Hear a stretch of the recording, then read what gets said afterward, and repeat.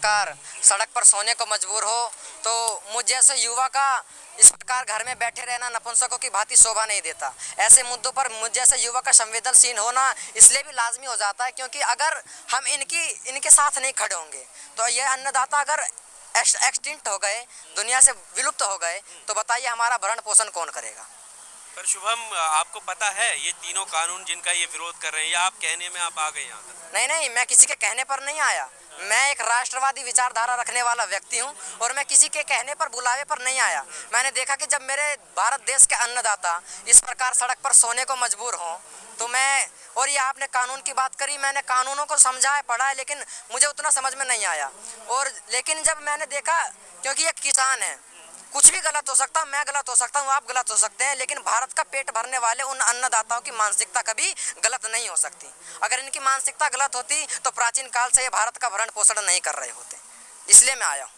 मंच से क्या समझाना चाह रहे थे लोग? मंच से मैं ये समझाना चाह रहा था, मैं युवाओं को ज़्यादातर समझाना चाह रहा था कि किसानों के साथ खड़े हों, उनके समर्थन में खड़े हों, और इस मुद्दे पर बोलना आवश्यक हो गया था, इसलिए मैं आया यहाँ पर। नहीं, वो तो मजबूत करने की बात कर रहे हैं। हाँ। कृषि प्रधान देश वो कौन सा खत्म कर रहे हैं? वो भी तो कृषि को बढ़ावा देने के लिए ये कानून ला रहे हैं। तो मैं बस एक छोटा सा सवाल है, सारी बात यहाँ पर क्लियर हो जाएगी। जो सरकार, जो ये लोग हैं, जैसे आप प्रवक्ता बता रहे थे, ये लोग अगर किसानों तक अपनी बात पहुँचाने में असमर्थ हैं तो उनका हक दिलाने का सामर्थ्य कैसे जुटाएंगे, बताइए।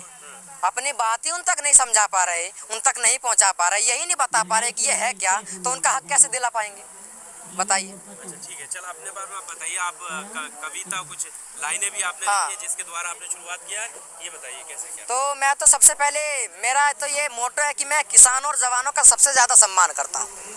तो मैंने एक कविता लिख रखी है कि एक लड़ रहा है दुश्मन के बम बारूद और हथियारों से, एक लड़ रहा है सरकार के लाठी डंडे और पानी की बौछारों से, एक अपने घर गांव माँ के आंचल से दूर है, एक भूखे पेट सड़क पर सोने को मजबूर है, एक खड़ा है बॉर्डर पे एक सरकार के ऑर्डर पे, और देश की जनता किसानों का खाकर एहसान फरामोश खड़ी है, नग्न तमाशा बर्बादी का देखकर ये सरकार खामोश खड़ी है। और कहते हैं कि वे कहते हैं कि ये किसान नहीं है, हमारे संघर्ष को, हमारे किसान भाइयों को, अन्नदाताओं को कहते हैं कि ये आतंकवादी खड़े हैं किसानों के भेष में। अरे मांगे तो छोड़ो, अब बताओ मैं क्या कहूँ इन्हें, ऐसे व्यक्ति को किस प्रकार का दर्जा।